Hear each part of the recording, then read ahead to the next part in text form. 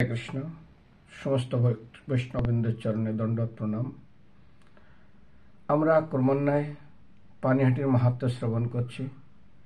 আমরা এই পানিহাটির নিকটবর্তী ধাম সেগুলো শ্রবণ করছি। এখন শ্রবণ করবেন মাহেশের জগন্নাথ মন্দিরের মাহাত্ম্য।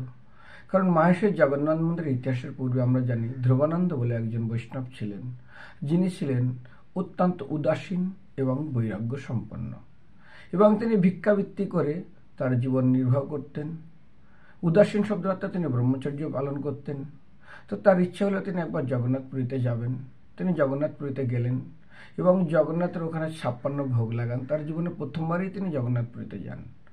এবং এই ধ্রুবানন্দের এক মহান গুণ ছিল, এই ধ্রুবানন্দ উদাসীন ব্রহ্মচারীর তিনি অপূর্ব সুন্দর রান্না করতে পারতেন। তো তার ইচ্ছা হলো জগন্নাথ যখন 56 ভোগ খায়, তো আমি একটু জগন্নাথকে রান্না করে খাওয়াবো। তো কি করা যাবে, তার মনে হতো ঠিক আছে আমি হেড পূজারীর সঙ্গে দেখা করি। পূজারীর সঙ্গে দেখা করলেন, পূজারী তাকে না করে দিলেন। এভাবে ক্রমান্বয়ে তিনি রাজার কাছে পর্যন্ত চলে গেলেন, রাজাও তাকে না করে দিলেন। রাজাও যখন তাকে না করে দিলেন তখন তিনি খুব দুঃখী হয়ে যান, এবং দুঃখী হয়ে গিয়ে তিনি কি করলেন না, জগন্নাথ মন্দিরের সামনে এসে জগন্নাথকে বলেন, হে প্রভু, হে সাক্ষাৎ ব্রহ্ম, পরম ব্রহ্ম, তুমি অন্তর্যামী ভগবান, তুমি ভালো রকম জানো আমার মনের ইচ্ছা। আমি তোমাকে রান্না করে খাওয়াতে চাই। যদি আমি তোমাকে রান্না করে না খাওয়াতে পারি, আমি অনশন ব্রত নিলাম, আমি এইভাবেই জীবন ছেড়ে দিব। বলে তার প্রথম একদিন হয়ে গেল, দ্বিতীয় দিন হয়ে গেল। জগন্নাথ স্বপ্নে বলছেন, আরে তুমি কেন এইভাবে অনশন ব্রত নিয়ে অকারণ কষ্ট করছো? শোনো, তুমি একদিন আমাকে রান্না করে খাওয়াবে, আমি তোমাকে প্রত্যেক দিন তোমার হাতে রান্না করে খাবো। তো স্বপ্ন বলছে, তা কি করে খাবেন? আরে তুমি এক কাজ করো, তুমি তোমার বাড়ি চলে যাও। তুমি তোমার বাড়ি চলে যাও, সেখানে আমি নিজেই পৌঁছে যাব। আপনি পৌঁছে যাবেন? বলে হ্যাঁ। যেমন আমরা জানেন, যখন কোথাও চিনি এবং লবণ পড়ে থাকে, চিনি যখন পড়ে থাকে তখন লবণ এবং চিনির পাশে পিঁপড়া কোথায় গিয়ে পৌঁছায় না, পিঁপড়া পৌঁছায় ঠিক এখানে চিনি আছে, নিমন্ত্রণ করতে হয় না। ভগবান ঠিক সেরকম। দেখুন শবরীর কাছে ভগবান পৌঁছাইছিলেন, ভীষ্মদেব শুয়ে আছেন, সেখানে ভগবান পৌঁছে গেছিলেন। জটায়ু মৃত্যুসজ্জা পড়ে আছেন, তার একটা পাকা কেটে দিয়েছে রাবণ, সেখানে রামচন্দ্র পৌঁছে গেছিলেন। ভগবান কৃষ্ণ ঠিক বিদুরের ঘরে পৌঁছে গেছিলেন। ভগবান কৃষ্ণচন্দ্র বিদুরের ঘরে পৌঁছে গেছিলেন। ঠিক এরকম হাজারো দৃষ্টান্ত আমরা দেখি। এমনকি ভগবান পাথরে আছেন, অহল্যার কাছে ভগবান পৌঁছে গেছেন। মুচিকুন্দ মহারাজ শুয়ে আছেন, তার কাছে ভগবান পৌঁছে গেছেন। তো এইরকম আমরা হাজারো দৃষ্টান্ত দেখি। যদি কেউ তীব্র ভক্তিযোগের যদাত্মা সপ্রসিদ্ধতে অত্যন্ত সুন্দরভাবে তীব্রভাবে ভক্তিযোগ করে, তাহলে জেনে রাখুন তার কাছে ভগবান অবশ্যই পৌঁছাবে। তো এই ধ্রুবানন্দকে বললেন, তুমি বাড়ি যাও, আমি তোমার কাছে পৌঁছাবো। তুমি আমার কাছে পৌঁছাবে? বলে হ্যাঁ, আমি তোমার কাছে পৌঁছাবো। ধ্রুবানন্দ ভগবানকে জগন্নাথকে প্রণাম করে তিনি গৃহে আসলেন। গৃহে আসার পরে তিনি ঘুমিয়ে যাচ্ছেন। যেদিন আসলেন সকালবেলা ভোরের দিকে স্বপ্ন দেখছে, জগন্নাথ স্বপ্ন দেখছে, আরে ধ্রুবানন্দ, আমি তোমার জন্য অপেক্ষা করছি। তো বলি, তুমি আমার জন্য কোথায় অপেক্ষা করছো? বলে, আমি গঙ্গায়। গঙ্গায় তুমি অপেক্ষা করছো? সঙ্গে সঙ্গে ধ্রুবানন্দ জেগে উঠছে। উঠে তার আরো অত্যন্ত সুন্দর ব্রহ্মচারী এবং অত্যন্ত মহান ভক্ত, তার কথা সবাই বিশ্বাস করে। এবং ধ্রুবানন্দ 2-4 জনকে ডাকেন, তখন অন্ধকার আর ঠিক মতন মানে পরিষ্কার হয়নি, পাখি ডাকছে অল্প অল্প। ধ্রুবানন্দ তাদের 2-4 বলে, শোনো শোনো, জগন্নাথ এসছে। লোক বলছে, কি রে ধ্রুবানন্দ অনেকদিন পরে জগন্নাথপুরী থেকে এসছে, কি পাগল হয়ে গেল না তো? কোথায় এসছে জগন্নাথ? জগন্নাথ গঙ্গায় কেন আসবে? মাস নাকি যে জগন্নাথ গঙ্গায় আসবে? তখন ভক্তরা তার কথা বিশ্বাস করে তারা সবাই মিলে গঙ্গার দিকে যাচ্ছে। গিয়ে দেখে জগন্নাথ বলদের সাথে গঙ্গায় ভাসছেন। ধ্রুবানন্দ আনন্দে আত্মহারায় ঝাঁপিয়ে পড়েন এবং জগন্নাথ বলদের সুভদ্রাকে, বিশেষ করে জগন্নাথকে আলিঙ্গন করেন।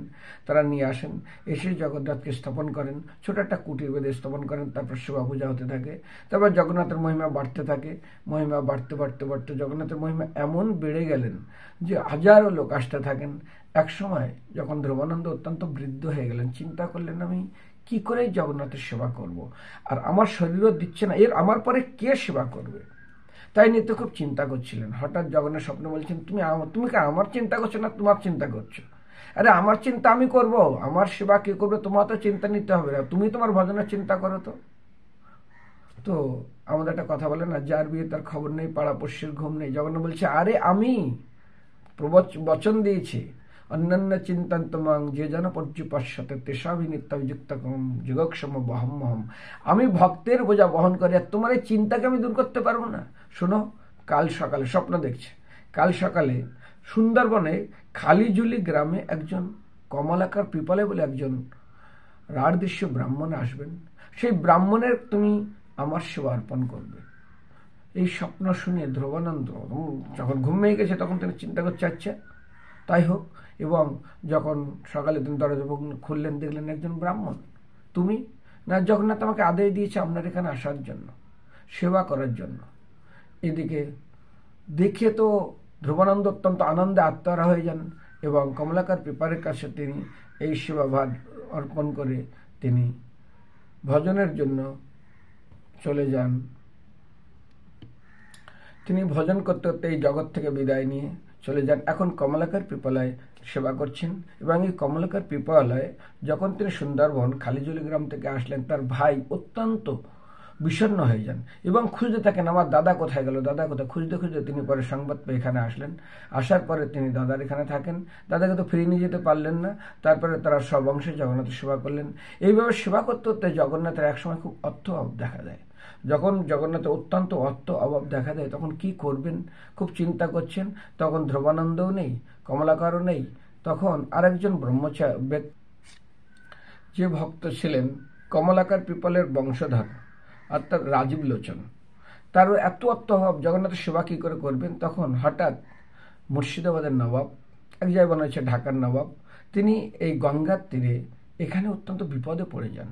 তখন সেই বিপদ থেকে রক্ষা হওয়ার জন্য তিনি জগন্নাথ মন্দিরে আশ্রয় গ্রহণ করেন এবং জগন্নাথ তাকে প্রাণ রক্ষা করেন। মানে জগন্নাথকে বলেন, হে জগন্নাথ, তুমি যদি আমার প্রাণ রক্ষা করো আমি তোমার জন্য অনেক কিছু করব।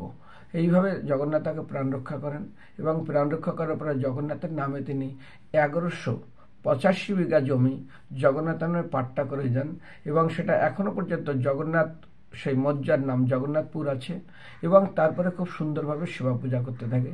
এই জগন্নাথের অনেক ভক্তরা অনেক মানস করেন এবং প্রত্যেকটা মানুষ তাদের অত্যন্ত সুন্দরভাবে পূরণ হয়। এই জন্য আমাদের পশ্চিমবাংলার সর্বপ্রথম রথ হলো জগন্নাথের রথ। এই রথে আমরা গেছেন কি জানি না, 40 ফুট 35 ফুট উপরে গিয়ে জগন্নাথ বসেন রথের উপরে। বন্দুকের গুলি মারলে রথ চলেন, বন্দুকের গুলি মারলে রথ বন্ধ হয়। ব্রিটিশ আমল থেকে চলছে। হাজারো হাজারো ভক্ত আসেন। এখানে যাওয়া কিছুই না, আপনি শ্রীরামপুরে নামবেন, শ্রীরামপুর স্টেশন, হাওড়া থেকে ব্যান্ডেলগামী, শেওড়াফুলিগামী, তারকেশ্বরগামী যে কোনো ট্রেনে উঠবেন, বলবেন আমি শ্রীরামপুর নেমে বলবেন আমি মায়েশের জগন্নাথে যাব। অনেক পুরানো মন্দির, সেখানে আপনি জগন্নাথকে অবশ্যই দর্শন করতে পারেন। পাশে একটা আছে, সেটা হচ্ছে রাধা বল্লভ, অর্থাৎ নিত্যানন্দ প্রভুর সন্তান বীরচন্দ্র প্রভু একই বিগ্রহ, একই পাথর 3টা বিগ্রহ তৈরি করেন। রাধা শ্যামসুন্দর যিনি খর্দে আছেন, রাধা বল্লভ যিনি শ্রীরামপুর আছেন, আর রাধা নন্দদুলাল যিনি স্বামীবাগ কিংবা সাইবনে আছেন। তো সেটাও আপনারা দর্শন করবেন। আর এই জগন্নাথের দর্শন করার ফলে মানুষ কি হয় না, তাদের সমস্ত মনস্কামনা পূরণ হয় এবং জগন্নাথ অত্যন্ত কৃপাময়। তিনি ভক্তদের অত্যন্ত দুঃখ এবং বিভিন্ন কষ্ট থেকে সেখান থেকে তিনি অনায়াসে তাদেরকে মুক্ত করেন। হরে কৃষ্ণ কৃষ্ণ কৃষ্ণ হরে হরে, হরে রাম রাম রাম হরে হরে।